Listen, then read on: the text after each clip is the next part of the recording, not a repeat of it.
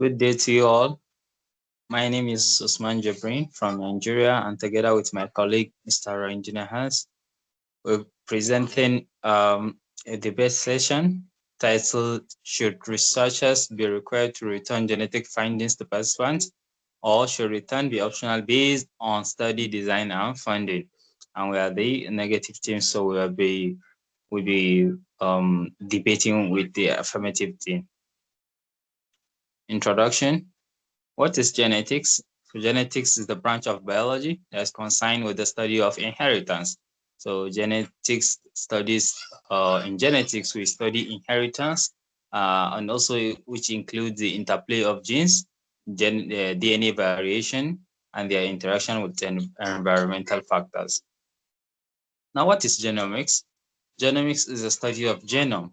Genome is a person's whole genome. So the whole genes that an individual has is called a genome. So the study of genome is genomics, which also includes the interaction of these genes with each other and with the person's environment. Why genomic research? Precision medicine. So we've seen how research in these days have made it possible to have a targeted therapy instead of a generalized medicine form of therapy. So this is precision therapy, that is targeted therapy, which provides a better diagnosis and a better management. Disease prevention. We've also seen how genetics and genomic research have helped develop vaccines and various prophylaxis. So in disease prevention, genetics and genomic research also play a significant role, as well as in public health and epidemiology. Opening statement. So research in modern era comes with ethical expectations, as we all know, and guarantees aim at protecting the study subject, that is the participants of the experiment or of the research. Current standard already exists by law and consensus, but there is need of researchers to be overlooked as well. So the needs of researchers needs to be overlooked as well, considering the scarcity of expertise, funding, nature, and the impact of the specific work. So one size fits all approach simply will fail. Constructive arguments. These are constructive arguments. What is the impact of the result? That's the very first question to ask. What's the we also need to consider the psychological harm. So if we were to return the result of this finding to participants, what will the impact of that result be on those participants? If we also another factor to consider is the psychological harm that may come with releasing those results to the participants. So probably, especially considering the fact that most of these genetic research results are quite difficult to interpret for normal laymen.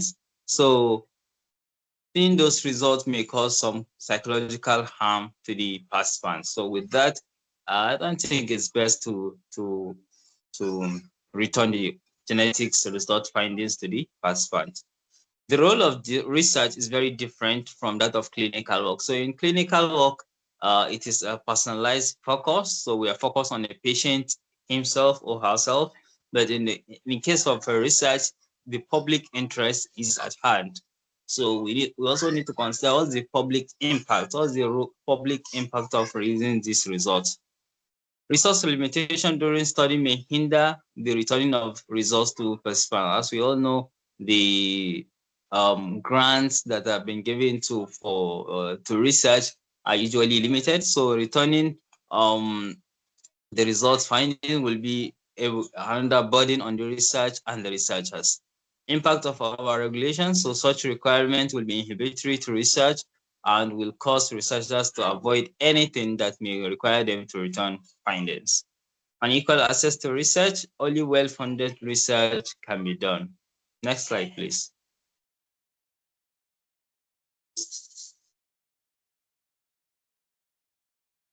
Next slide, please. Okay, practical limitations. Many research studies are not designed for clinical grade testing, and as a result, results may not be validated or actionable. Funding and resources, as I've said earlier, if we were to return these genetic findings to the participants, it will add another burden on the researchers and the research itself, and keeping in mind that the resources are very, very limited. Next slide, please. Study design may not support it. So you know that for different research, there are different research study methods. The study design are very different for various research. So a generalized form of policy that will now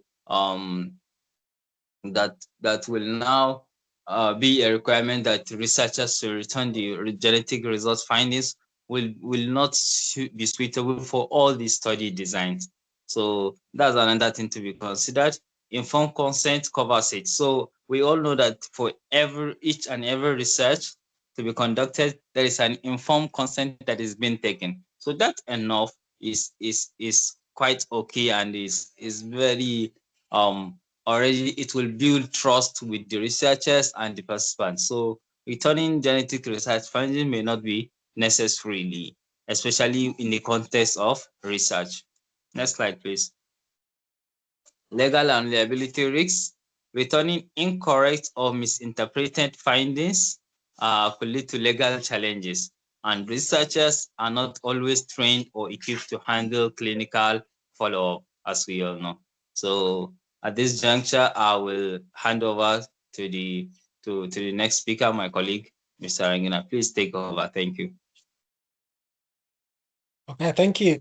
So some of the arguments for a mandate are like this, that is ensuring or rather making it mandatory that results from genomic research be returned to participants. Some of the arguments are as follows: that it is the ethical responsibility of the study or the researcher to make sure that the participants know their own genetic information, especially if it affects their health or well-being.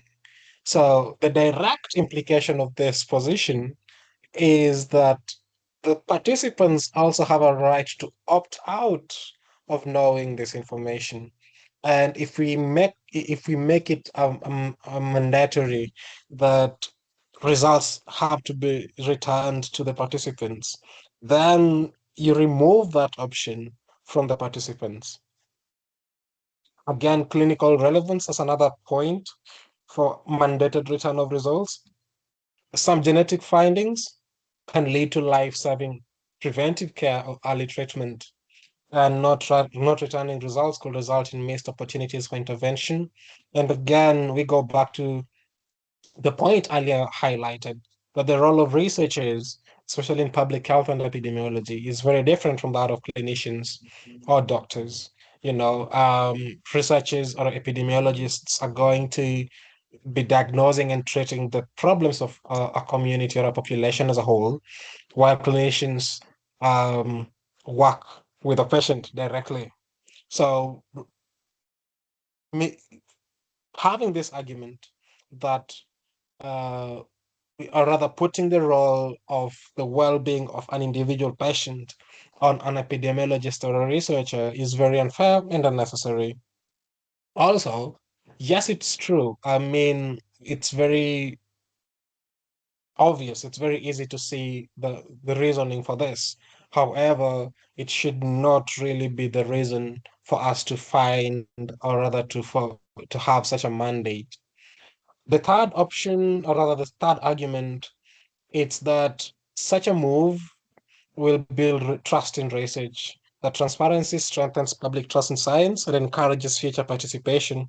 And returning findings will show respect and reciprocity to the participants. Participants are engaged in the spirit of transparency from the idea being developed to the recruitment of the study participants. There is clear consensus, as we've seen, to autonomy, to respect, to beneficence, to non-maleficence, you know, and the dignity of participants is always respected, at least by law and by consensus. And informed consent is already part of research practice as we speak. So we do not really need this to build research, to build trust in research. Uh, Trust in research is more of a communication problem as we see today, and that has to be addressed as such. The next argument for a mandate to return results to participants is global equity, that many underrepresented communities have been used for research without benefit, and returning results would help address the historical exploitation.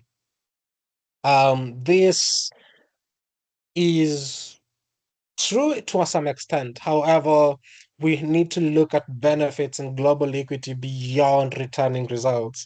And, again, the impact of epidemiological research, uh, and it's in this context that will involve genetics and the study of genes, basically, we have to make sure that the impact is further widespread. We argue that the global equity does not come from results not being returned, but it comes from the consequences of research not getting to the participants equally. That is policy and other advancements in the medical field, otherwise, do not cover the needs of the participants.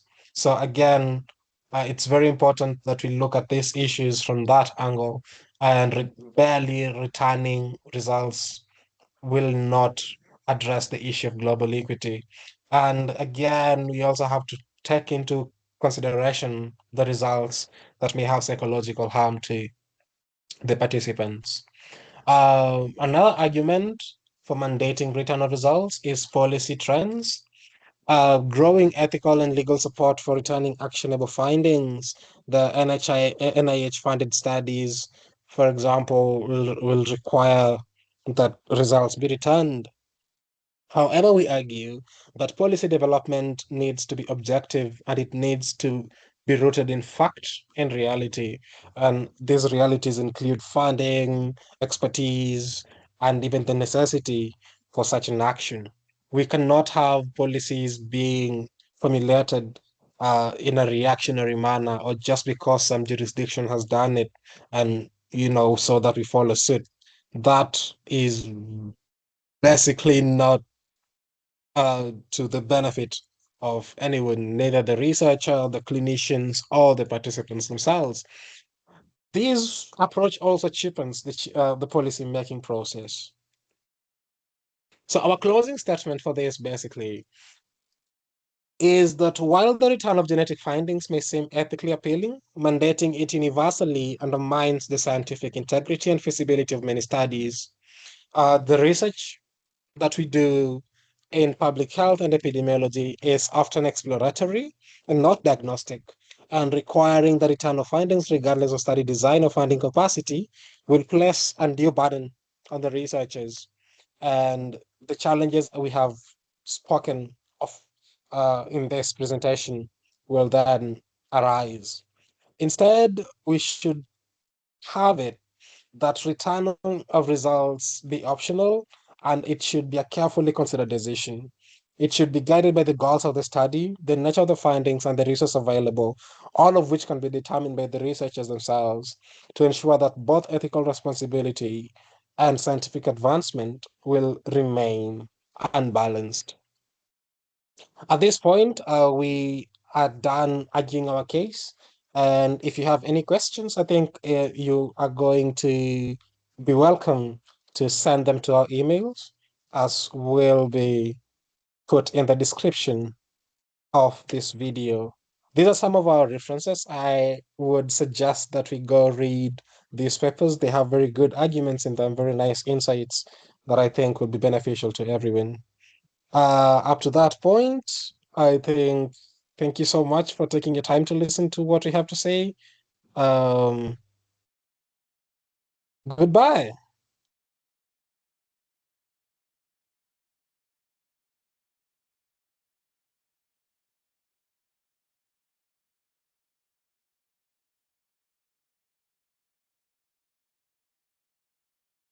Okay, I think we're good now. Usman.